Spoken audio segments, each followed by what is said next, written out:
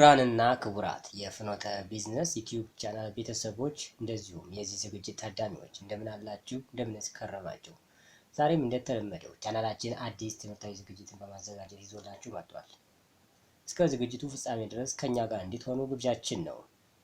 በዛሬው ዝግጅታችን የምናየው ርዕሰ ጉዳይ የቢዝነስ ሞዴል አይነቶች የሚል ነው።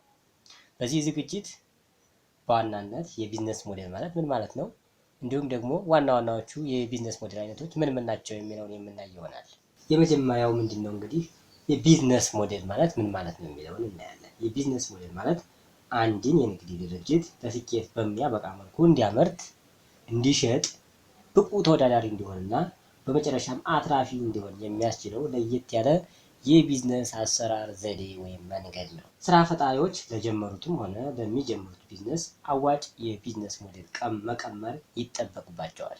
የቢዝነስ ሞዴል ለመቀመር የሚጠቅሙን ሁለት የተለያዩ ስልቶች ያሉ ሲሆን ስራ ፈጣሪዎች ከነዚህ ሁለት አማራጭ የቢዝነስ ሞዴል መቀመሪያ ስልቶች መካከል የሚመቻቸውን በመጠቀም የቢዝነስ ሀሳባቸውን ከተነተኑ በኋላ ከአምስቱ ዋና የቢዝነስ ሞዴል አይነቶች መካከል ይመርጣሉ ማለት ነው። ለቢዝነሳቸው የሚስማማቸው ሞዴል። አምስቱ የቢዝነስ ሞዴል አይነቶች ምን ናቸው? አንዱ ካንዱ ያለው ልዩነት ምንድነው የሚለውን ነገር እናያለን ማለት ነው። አምስቱ ዋና የቢዝነስ ሞዴል አይነቶች የመጀመሪያው ከእሴት ሰንሰለት ውስጥ አዋጭ እሴትን የመምረጥ፣ ሁለተኛው መረጃ ተኮር ወይም የመረጃ ሀብት ላይ የተንተራሱ የቢዝነስ ሀሳቦች ላይ መሰማራት፣ ሶስተኛው የላይሰንሲንግ ሞዴልን መጠቀም፣ አራተኛ የፍራንቻይዚንግ ሞዴል ሲሆን የመጨረሻውና አምስተኛው ደግሞ ሶርሲንግ ወይም ደግሞ የድርጅታዊ ዉክልና የምንለው ሞዴል ነው። ሁሉንም በዝርዝር እናያቸዋለን። የመጀመሪያው ከእሴት ሰንሰለት ውስጥ አዋጭ እሴትን መምረጥ የሚል ነው። እሴት ሰንሰለት የምንለው ከጥሬ ዕቃ አቅርቦት እስከ መጨረሻው ገዢ ደንበኛ ድረስ ያለውን ልዩ የቢዝነስ ስራ ክንውን በድምሩ ነው እሴት ሰንሰለት የምንለው። ግብዓት አቅርቦት አለ፣ የማምረት ስራ አለ፣ አከፋፋዮች አሉ፣ ቸርቻሪዎች አሉ። መጨረሻ ላይ ይህ ሁሉ ካለፈ በኋላ ነው ወደ ደንበኞች ወይም ደግሞ ወደ ተጠቃሚዎች የሚደርሰው አንድ ምርት ወይም አገልግሎት ማለት ነው። አንድ ምርት ወይም አገልግሎት ይህ ሁሉ ካለፈ በኋላ ወደ ተጠቃሚዎች ይደርሳል። ስለዚህ እጅግ በጣም በርካታ ተግባራት ይከናወናሉ በዚህ በእሴት ሰንሰለት ውስጥ ማለት ነው።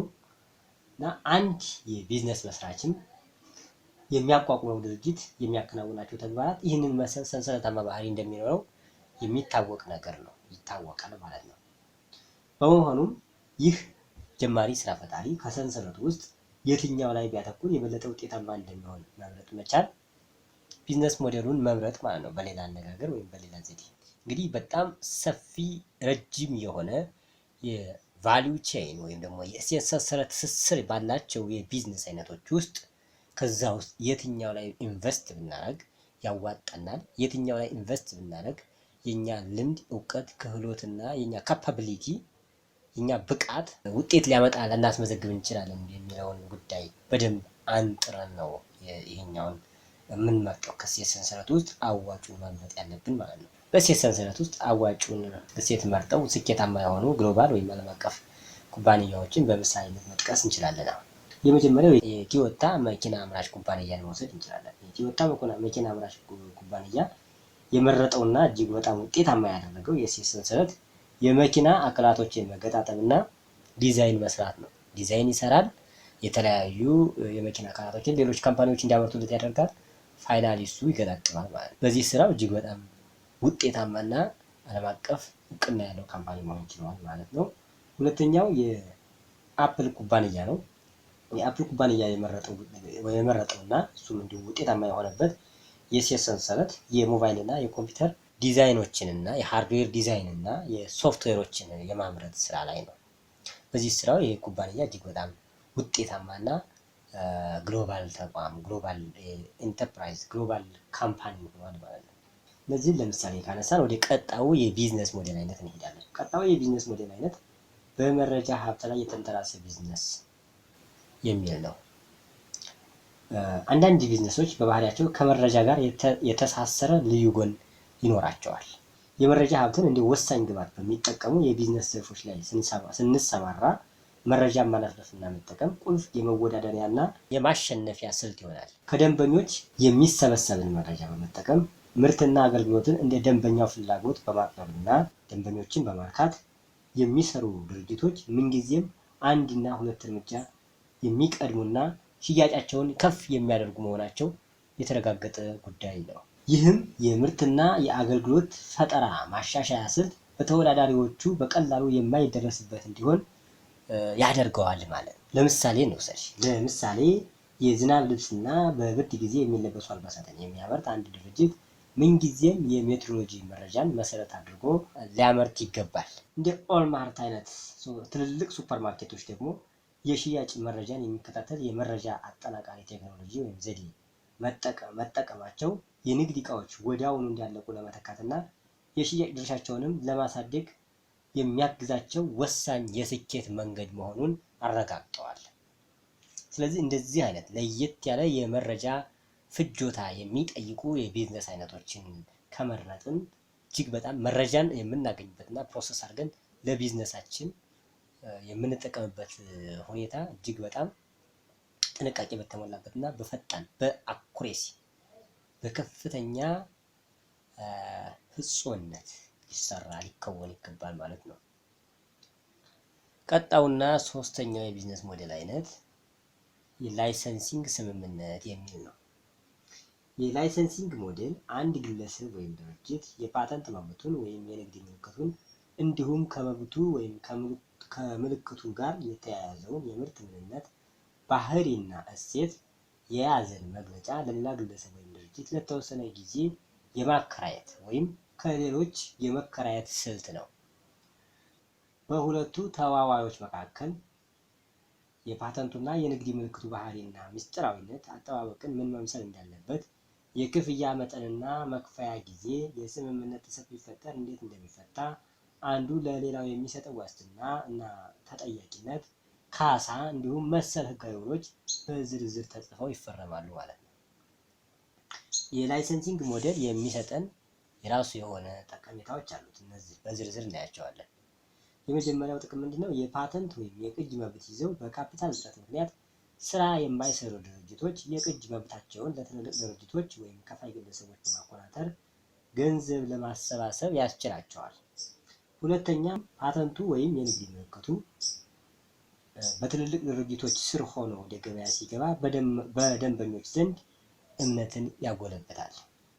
የፓተንት ባለቤቱ ምርቱን ራሱ ከሚሸጥባቸው አካባቢዎች ውጭ በማኮናተር እና ራሱ በሚሸጥባቸው ደግሞ ራሱ እንዲሸጥ ያስችለዋል ማለት ነው። ተደራሽነቱን ያሰፋለታል ይህ ዘዴ።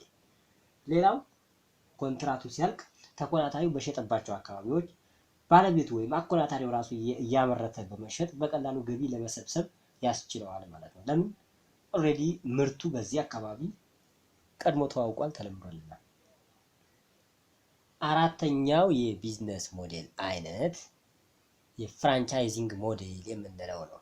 ልክ እንደ ላይሰንሲንግ ተመሳሳይ መርህ ያለው ሲሆን ፍራንቻይዚንግ ለየት የሚለው አኮናታሪውና ተኮናታሪዎቹ የሚገበያዩት በንግድ ስያሜ፣ በንግድ ምልክቱና ከስያሜውና ከምልክቱ ጋር የተያያዘውን ለደንበኞች የሚሸጡትን ምርትና አገልግሎት ልዩ ባህሪ ጭምር ማካተቱ ነው።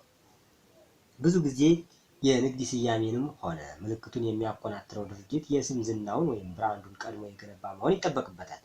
በፍራንቻይዚንግ ሞዴል ውስጥ አኮናታሪው ቢዝነስ ለመጀመር የሚያስችሉ ማቀጣጠያ ፓኬጆችን የሚያቀርብ ሲሆን ተኮናታሪው ደግሞ በዝቅተኛ ወጪና የመክሰር ስጋት የራሱን አዲስ ቢዝነስ ከምንም ይጀምራል። አኮናታሪው በአንድ አገር ውስጥ ቦታዎችን እየለየ ወይም በተለያዩ ክፍለ ዓለማት ለሚገኙ ተኮናታሪዎች የሚያኮናትር ሲሆን ተኮናታሪዎችን በተፈቀደላቸው አካባቢ ወይም አገር ለሌሎች ተኮናታሪዎች መልሰው ማኮናተር ይችላሉ ማለት ነው። አንድ ተኮናታሪ ለሌሎች እስከ 3 ለሚደርሱ ተኮናታሪዎች መልሶ መብቱን ለማኮናተር ከዋናው ባለቤት ጋር መዋዋል ይችላል። ዋናው ፍራንቻይዘር የማኔጅመንት ምክሮችን፣ የደንበኛ አያያዝ ልምዶችን፣ የማስተዋወቅና የድርጅቱን ስምና ዝና የመገንባት ተግባራትን በባለቤትነት በተከታታይ የሚሰራ ሲሆን ይህም ተኮናታሪው ስራ ፈጣሪ በታላቅ ስምና ዝና ቢዝነስ መጀመር ብቻ ሳይሆን ስራውን ስኬታማ ለማድረግ የምክር እገዛ እንደሚያገኝና የማስታወቂያዎችም እንዲቀርለት ያደርገዋል። በአኮናታሪውና ተኮናታሪው መካከል የሚደረገው የውል ስምምነት በላይሰንሲንግ ጊዜ ከሚደረገው ስምምነት ጋር ተመሳሳይነት አላቸው። የመጨረሻውና አምስተኛው የቢዝነስ ሞዴል አይነት አውትሶርሲንግ ወይም ድርጅታዊ ውክልና የምንለው ነው።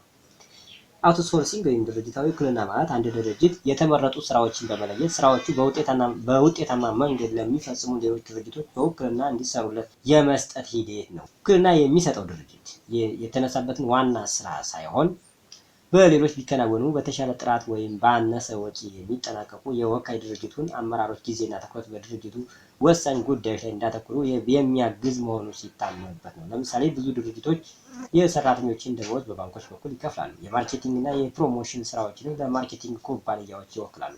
ውክልና መስጠት ጥራትን ያሳድጋል፣ ወጪን ይቆጥባል፣ ጊዜን ይቆጥባል፣ የስራ ፈጣሪዎችን ትኩረትን ይሰበስባል። በመሆኑም በድርጅቱ ውስጥ ቢሰሩ ወጪ የሚያበዙ የላቀ እውቀትና ችሎታ የሚጠይቁ እንዲሁም ትርኪ ምርኪ የሆነው ጊዜና ትኩረትን የሚሻሙ ስራዎች በመለየት መወከል አማራጭ የቢዝነስ ሞዴል ነው ማለት ነው። ክቡራንና ክቡራት የቻናሌ ቤተሰቦች አብራችሁን ስለነበራችሁ እጅግ በጣም አመሰግናለሁ። ለዛሬ ያዘጋጀንላችሁ ዝግጅት ይህን ይመስል ነበር። በቀጣይ በሌላ ርዕሰ ጉዳይና በሌላ ዝግጅት እስከምንገናኝ ድረስ በያላችሁበት ሰላም ሁኑ።